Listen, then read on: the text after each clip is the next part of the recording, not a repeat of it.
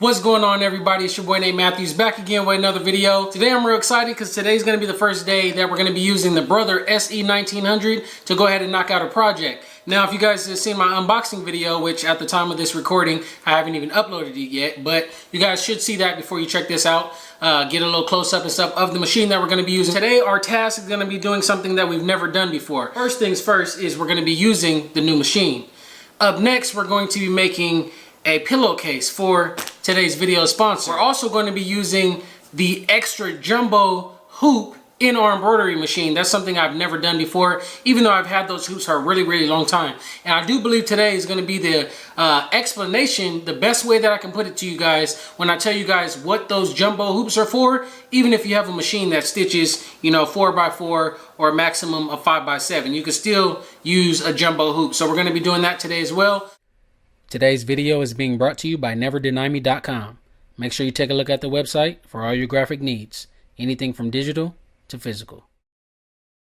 First things first, like I said, today's video sponsor is from Embroider. They sent me a latex pillow through the mailman. They just hit me up on email. Not even sure which channel they actually found me on. They just contacted me via email, just said, hey, you want a free pillow? I said, sure. How can I advertise this to my viewers though? The light bulb went off and I said, I'm gonna go ahead and make a pillowcase. Again, I told you guys I've never made a pillowcase before, but that'd be a cool way to showcase this pillow, right? Now, it did come in a nice little vacuum seal and everything like that, right? I actually been sleeping on it for the past few days. You know, I just put it back in here for video purposes so you guys can see how it would look for you. Nice vacuum sealed bag here. Let's go ahead and open it. It inflates pretty good. Let's toss this to the side. It's a pretty soft pillow. As I said, it is made of natural latex rubber. There's no feathers up in here. It's actually really soft. I've been sleeping on it the past few days. Actually do like it. Let me actually get the bag and read you some stuff off the bag real quick. Dust mite resistant, non-allergic, 100% natural latex foam, self-ventilating structure, contours to your body shape, and environmental friendly. Now, with me not doing this before, have no idea what to really do, but I went into my closet, seen some scrap materials that I had just laying around, and we're gonna put them to use today, right? So I busted this out right here. We have some nice silky material here. As you guys can see, this is a window curtain that I actually was not using. Pretty wrinkly, but the material is fabulous right there. You guys can see the front and the back as well is both shiny. Very good material. I actually think my cousin gave me this. So anyways, what we're going to be doing today is figuring this out on camera. We got our measuring tape right here. We're going to go ahead and measure the length of this pillow. This pillow is just over, we're going to say 24 inches by about 15. So 15 by 24 is the minimum that we need to have. Actually, we need a little bit more than that if you know about sewing and you know, the seam allowance and stuff like that. So 15 by what I say? 24. 15 by 24. We'll toss that to the side. And I'm actually going to see the measurements of a pillowcase that we already own.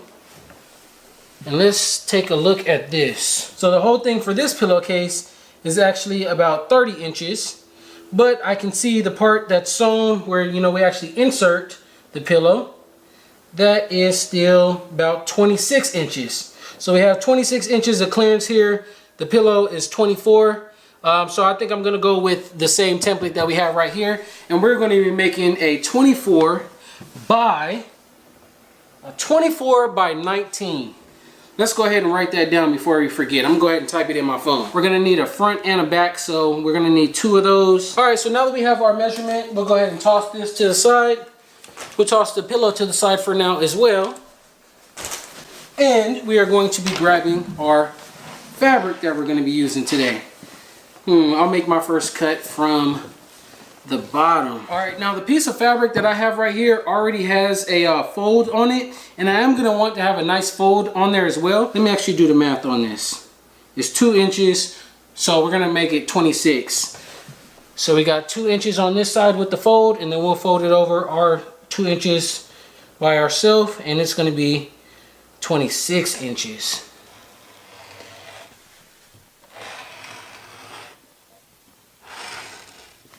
Well, I see on this end, I didn't make the world's straightest cut there ever was. So let's see and hope that the pillow does have enough clearance. So what we're doing right now is a test fit. Let's move these out of the way. Just lay the pillow back on top of our fabric, and we're going to be folding it over, and it's going to look similar to this. That way, when we fold it over this way, after we do our fold in it, it'll look like this, as a regular pillow would, and you'll just peel it in on the inside, stuff the pillow in, and boom, there you have it. So something similar to this is what we're looking for. This is also the first time that I'm going to be using a sewing foot as well. Always had one on the previous machines, but I never used it. By pressing it, I can set the maximum speed that I want on my machine, and then the harder I press my foot, the faster it'll stitch, just like, you know, driving a car.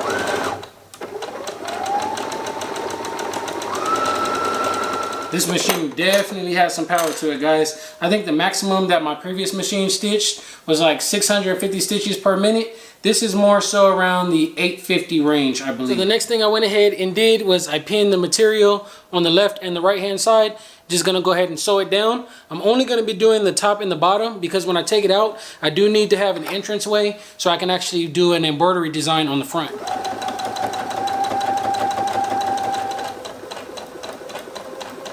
So that is the outside of the stitch that we just put in there, so it blends in very well. And this is the hoop that we're going to be using today, guys. So this is one that I've never used before, but I have had it for a very long time. The size of this hoop is 5 by 12, even though the maximum stitch size that this machine can do is 5 by 7. One thing I just forgot about though is stabilizer. Don't have stabilizer. What shall I do? Actually, I do have stabilizer. I'm just gonna have to use 2 pieces of regular stabilizer and put it in here. Ooh, this is gonna be tricky. Laid the sheets of stabilizer down, carefully placed the hoop on top. My nice, beautiful color screen right here. I'm gonna go ahead and dig deep into the files, as you guys can see right here as well. Let's see that thing moving. I'm gonna go ahead and find my file. Our design today is going to say eat, sleep, hustle, repeat. So the full design is right there. I know it's hard to see in the sideways, but eat, sleep, hustle, repeat. The way that we're going to make this fit into a 5 by 12 is I broke my design up into pieces. So I have one that says eat, sleep by itself, maxed out, and the same thing right here with hustle, repeat, maxed out. And then I have a hoop that fits 1.5 designs. So I just split the difference there. And we're going to go ahead and click set. Now to make sure it fits both of them, I'm going to move this one all the way up to the top, or press OK. And now I'm going to go ahead and hoop our material right here. This thing, man, this was so hard to do. It looks a mess. I actually had to use some tape and stuff like that. Now, again, I do see why they make so many different types of stabilizer. And this would have been a case where I just hooped my fabric first, and then I put on some like a iron-on stabilizer or something like that. But I'm working with what I have. As you can see here, I'm using my regular tearaway stabilizer. And I just taped it to the sides because it was hard to get in there. Now it does fit in this hoop. It does. You guys can see I have so much extra on the sides, but it's just really hard to line it up when I can't really see it because it's underneath. And half of my material is folded up as well. So I'm gonna go ahead and pop this into the machine and we'll get our design going. Something else to note right here as well. This is a repositional hoop, meaning there's multiple notches. So the way that I'm gonna do this, I'm going to attach it to the furthest one, because I want this part to be on the furthest part of the design. Then after that stitches out, we're going to pop it off and we're going to put it all the way down at the bottom and slide our image down to the bottom, and we'll group them together. So I thought I had some shiny silver embroidery thread, and I don't. So I'm just going to switch up the colors a little bit. I do want to make sure this first project does have all embroidery thread. So here we have it right here. I'm going to use white in place of the silver, and then I guess white where the white is at. And then I do have gold right there when we do get to the golds. If I did decide to use my regular thread though, I do want to show you guys this. On the machine, if we press the button right here and go over a couple menus, it shows the max embroidery speed is 650. And we can drop that on down to 350 and stuff like that.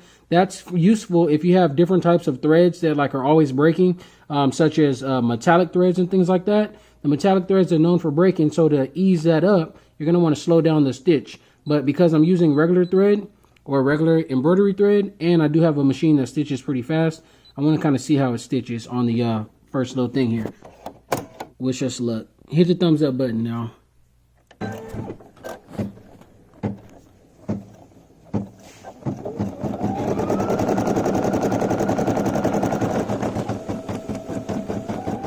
This part is doing the eat part, so this is going to be like a fork here. So we have moved on to the metallic thread, or the box here, the gold. That part appears to be stitching a lot better than the white part did.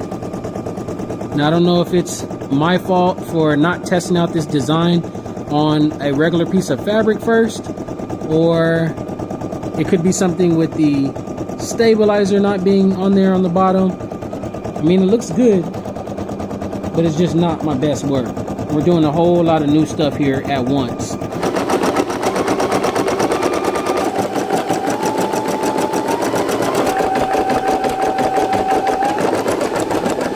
Eat, sleep, hustle, repeat. The stabilizer actually did a pretty good job staying on there, even with the tape and everything on there. It is tear away stabilizer, so we're gonna do as best as we can to go ahead and peel this away.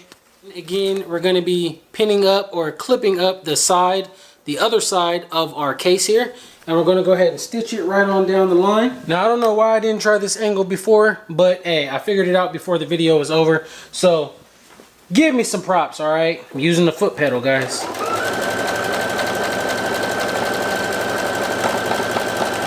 It's the moment of truth. Tucking it in. We're gonna see if it fits. We can flex it in there. There's enough room up top. And here it is, guys. Our pillow, all complete. Eat, sleep, hustle, repeat. New pillow. New pillowcase, custom embroidered, professional looking. Oh, it looks fantastic. If you guys found this video helpful, if you guys want to see more, if you guys thought this was challenging or want to give it a shot yourself, make sure you hit the thumbs up button on this video, drop a comment below, and I'll catch you guys in the next one. Peace.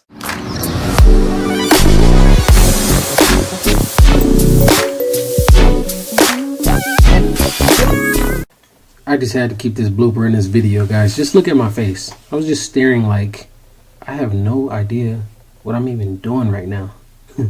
But I gotta figure it out because I started recording.